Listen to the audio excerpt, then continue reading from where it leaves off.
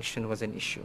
You could see, and the traditional healer was a very pious Muslim scholar, really saw it as part of his Islamic duty to help his brother who was in distress. What was the advice given to the husband? Well, then? you take the blood from the comb of a chicken, you know, or of a cock, and use it, either putting it, rubbing it under the feet, or even at times on the penis.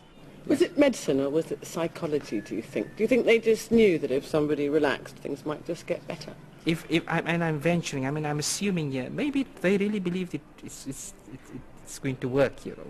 I always feel like the healers would always say that. In the 17th century, following Moroccan invasion, Timbuktu scholars began the first rewriting of this part of Africa's history. The Timbuktu tarikhs became a whole new literary and historical genre. The Great Tarikhs are a series of histories of the city and the wider region, written with the express purpose of supporting the existing elite's right to rule within the new Moroccan regime.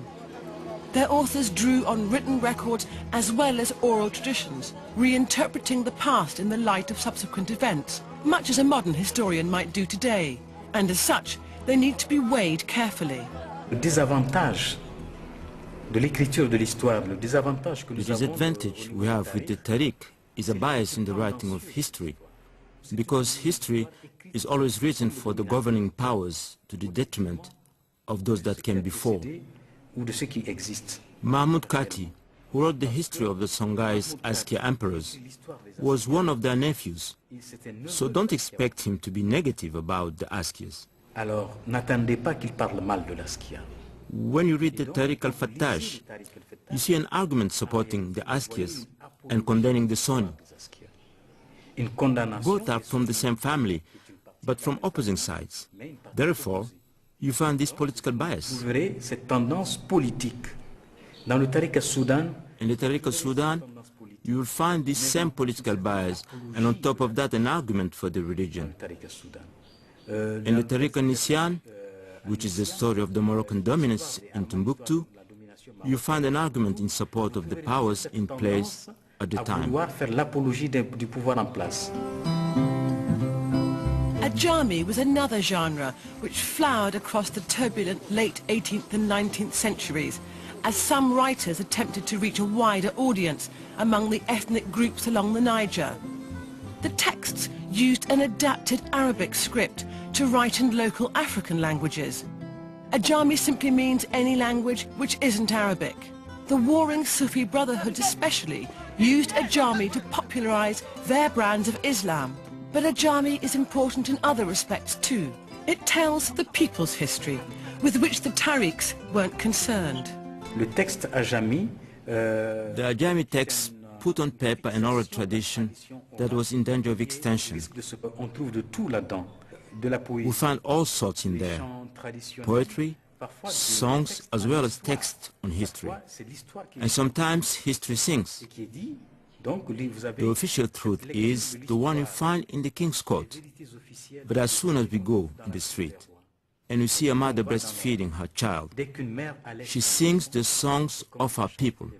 And that's where the truth is. It's a whole culture of which we don't make the most of today. But we should, because you can't have a comprehensive understanding of African culture without the Ajami text.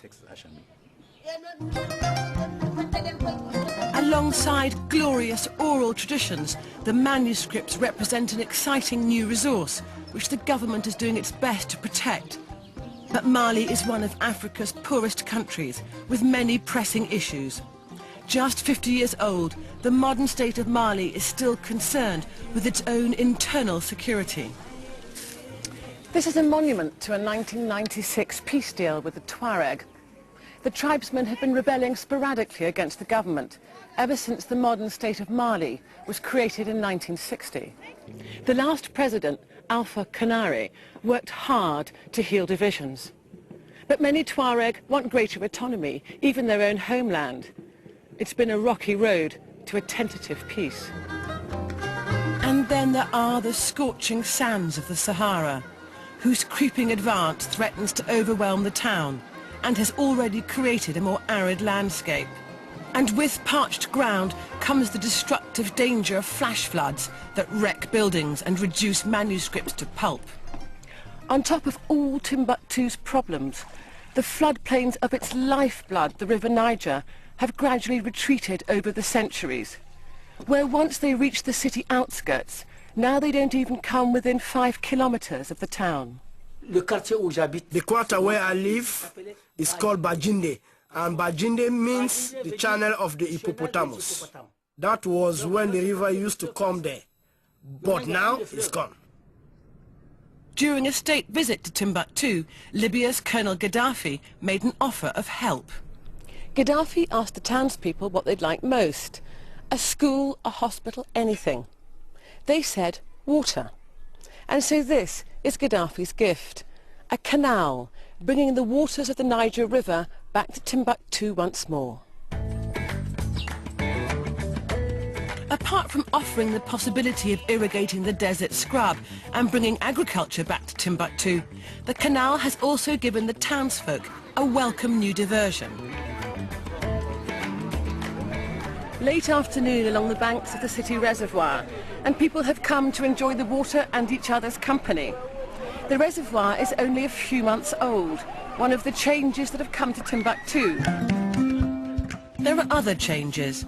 Western ideas and influences are easy to spot, especially amongst Timbuktu's youth. More visitors will bring much-needed prosperity, but all the hazards of a tourist industry too. Still, the people of Timbuktu clearly don't want to remain a desert outpost and are taking positive steps towards change.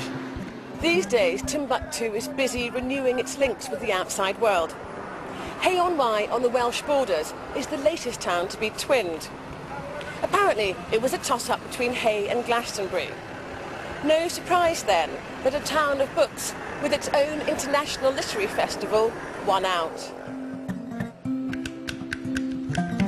The process of reinvention is making its mark on the townscape. A state-of-the-art new home for the Ahmed Baba Institute is nearing completion next to the Sankore Mosque. It's a radical juxtaposition of new and old. Many here hope that by exploiting the legacy of the manuscripts, they can not only regain their status as an international centre of culture, but secure an economically viable future. The manuscript which you have seen can become a real industry. They can be like a mine, like a gold mine.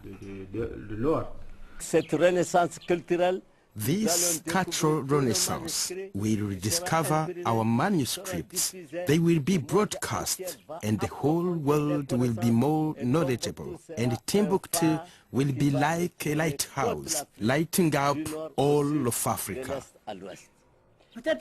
If you come back in 10 years' time, you might find that people wanting to visit the moon will decide to come to Timbuktu instead.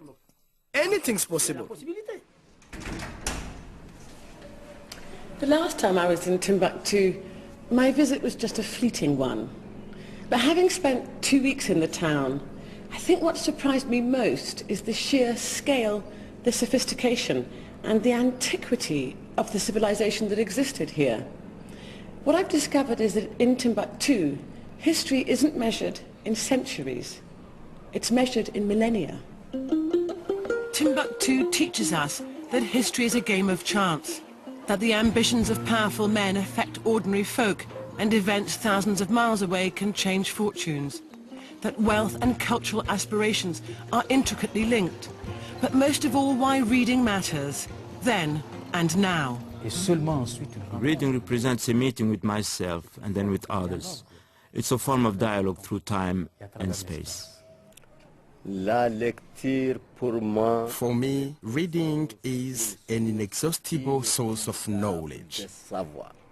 Reading is the only way to get access to the universal knowledge, and we cannot be outside of this universal knowledge. The first leg of my journey home is a relatively short one to Mali's capital, at least in terms of miles and minutes. Here in Bamako,